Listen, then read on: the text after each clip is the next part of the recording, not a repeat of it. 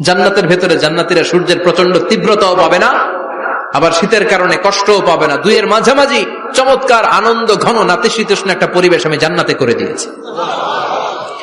রাব্বুল আলামিন বলেন, লা ইয়ারাউনা ফিহা শামসান ওয়ালা জামহারিরা, সূর্য নাই, আবার প্রচন্ড ঠান্ডার কারণে কুয়াশাও নাই। গরম আর ঠান্ডার মাঝখানে নাতিশীতোষ্ণ একটা ব্যবস্থা জান্নাতীদের জন্য তৈরি করে রেখেছে কে?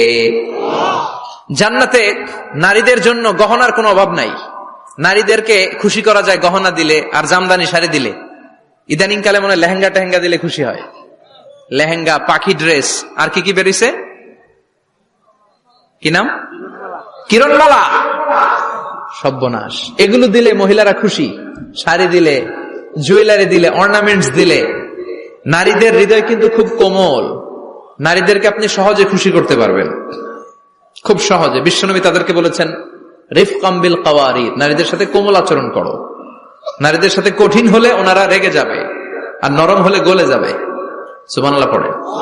এজন্য কোমল আচরণ করবেন, নারীদের সাথে ভালো আচরণ করবেন। বিশ্বনবী বলতেন, আমি নারীদের পিতা, আমার কোন ছেলেকে আল্লাহ দুনিয়াতে বাঁচিয়ে রাখে নাই।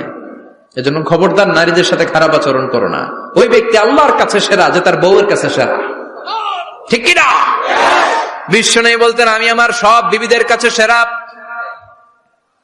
বিবিদেরকে বিশ্বনবী শ্রদ্ধা করতেন। বিশ্বনবী বলতেন, হুব্বিবা ইলাইয়া মিন দুনিয়াকুম সালাস, তোমাদের দুনিয়ার তিনটা জিনিস আমার বড্ড ভালো লাগে। এক নম্বরে আতিব, আতর মাখতে ভালো লাগে। দুই নম্বরে নেশা, নারীদেরকে আমার ভালো লাগে।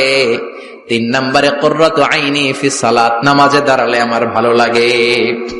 সালাতে কায়েম করো, সালাতে কায়েম করো, হবে সম্মানী তুমি, হবে জান্নাতি তুমি, হবে সম্মানী তুমি, হবে জান্নাতি তুমি। দিবে কাল হাসরে শীতল ছায়া আরশে আজিম। রব্বিয়াল আলা, রব্বিয়াল আযীম, রব্বিয়াল আলা, রব্বিয়াল আযীম। সুবহানাল্লাহ পড়েন।